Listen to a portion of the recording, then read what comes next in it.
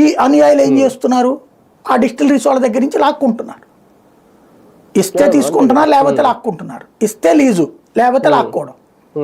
ఇది నడుస్తోంది. ఇది బహిరంగ రౌడీయిజం, నో డౌట్, బహిరంగ రౌడీయిజం, కానీ జరుగుతోంది అంతే, నిర్మోహమాటంగా జరుగుతుంది ప్రతిసారి కూడా. అదే ఇప్పుడు అక్కడ కనబడుతున్నటువంటిది. అది వాళ్ళు కంప్లైంట్ ఇస్తే కానీ ఇక్కడ ఏం చేయడానికి లేదు. అట్టించే కంప్లైంట్ రా.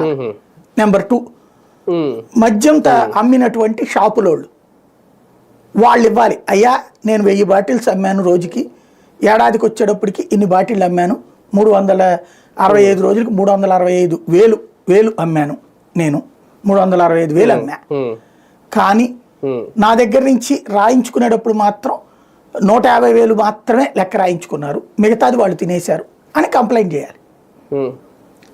అలా కంప్లైంట్ చేయాలంటే ఆ డబ్బులు ఇచ్చినట్టు లెక్క ఉండాలి.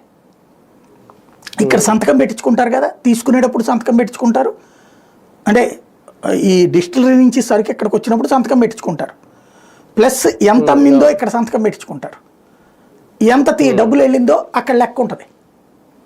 ఇది కాని లెక్కలు ఉండుంటే ఈ పాటికి ఆగేవాళ్ళ, 10 నెలలు ఆగేవాళ్ళ, ఎప్పుడో వేసి పడేసేవాళ్ళు కదా.